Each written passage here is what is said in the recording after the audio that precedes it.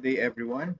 I am Engineer Ace Jacinto, and for this video, we are going to cover two sample problems that shall supplement our previous discussion on series parallel resistors. Okay, so as a review, for series resistors, we could say that the equivalent resistance of these resistors is simply the sum of its individual resistances. And for parallel resistors, for us to be able to determine the equivalent resistance, we need to get the reciprocal of the sum of the reciprocal of the individual resistors in parallel. Okay, so for us to better understand those concepts, let's use one sample problem.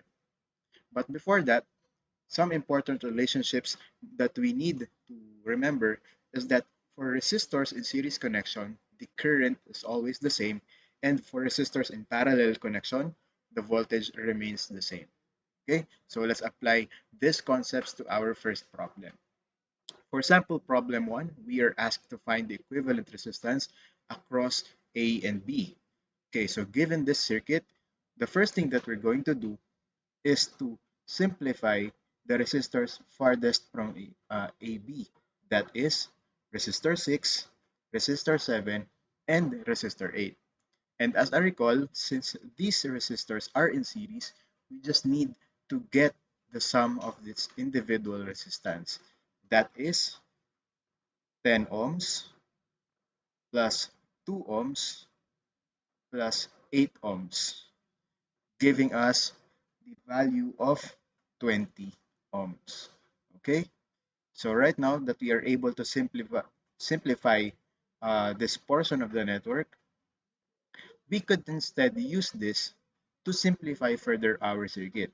And we could replace it by a single equivalent resistance at this terminals. Okay, so this shall be our 20 ohms. Now, if you could see, this 20 ohms is in parallel with 6 ohms. And to get that the equivalent parallel resistance, again, we just need to get the reciprocal of the sum of the reciprocal of the two resistors. That is 6 ohms and 20 ohms, giving us 4.615 ohms. Okay, now, since you're able to get the equivalent resistance across this portion, we could say that 4.615 ohms is in series with R3 and R5. So we just need to add them again, giving us 4.615 ohms plus 4 ohms plus 4 ohms. And that is 12.615 ohms. Okay? Now, that 12.615 ohms is obviously in parallel with 8 ohms. So let's uh, give this its value of 12.615. So again, going back to the relationship of parallel resistance, to get the equivalent resistance, you just need to get the reciprocal of the sum of the reciprocal. So that is 1 over 8 plus 1 over 12.615, giving us the result of 4.895 ohms. All right. So now we have, since we are able to uh, get the equivalent resistance at this point, we could say that R1 is in series with 4.895 ohms. Okay, this is with respect to A and B. And since we're asked to find the equivalent resistance at this point, we could see that these two resistors are in series, and therefore Req can be simply the sum of a 6 ohms and 4.895 ohms, giving us the total equivalent resistance of 10.895 ohms. So this is our equivalent resistance for problem number 1. Okay, so for problem number 2, we have the same circuit, just that there will be some additional resistors. Okay, so again, we are asked to find the equivalent resistance across AB. Now, starting again from the resistors farthest from AB, that is R8 and R10. So, since these are in series, you just need to add them. 10 ohms plus 2 ohms gives us 12 ohms. Okay, now, how do we deal with these diagonal resistors? So for the purpose of us understanding its relationship, let's name this node first as node D and this node as node E. Okay, so here's node D and here's node E. We are going to redraw these resistors for us to be able to further understand and identify whether these resistors are in series or in parallel. Okay, so let's try to place R8 and R10 first, and that is connected to D and E. Okay, we have R8 and R10, which is, as mentioned earlier, these are in series.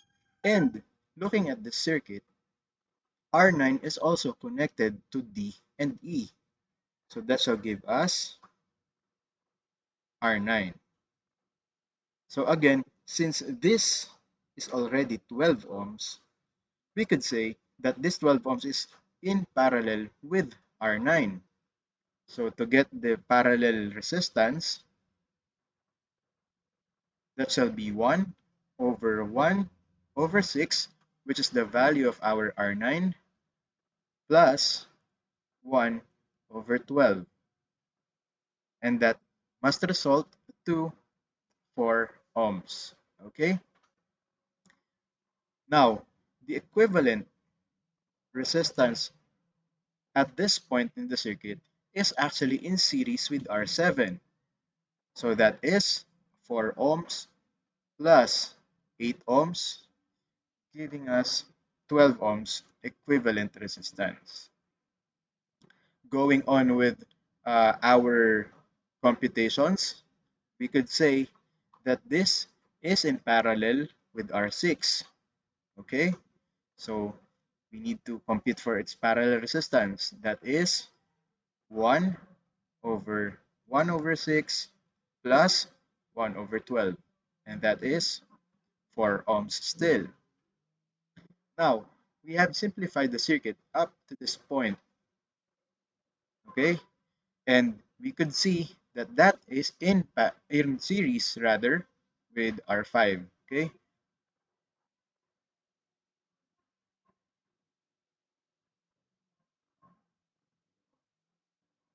so going back to our computation using R5, that is 4 ohms plus the 4 ohms we saw earlier or we identified earlier, and that shall give us 8 ohms.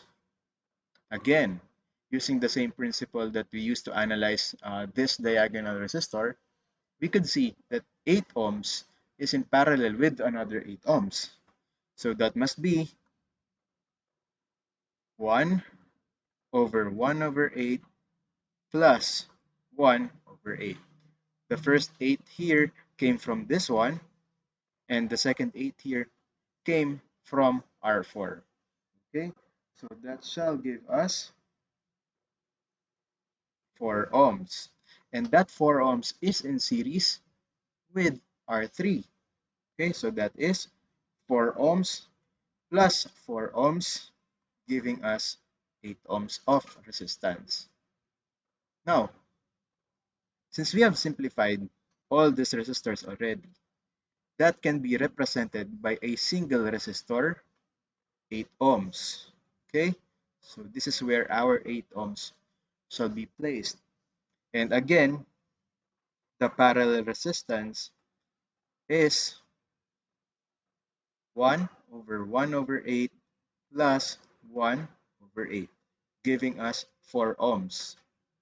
And that 4 ohms is in series with 6 ohms. So giving us the equivalent resistance across AB to be 4 ohms plus 6 ohms equivalent to 10 ohms. And this is our equivalent resistance across AB. Okay.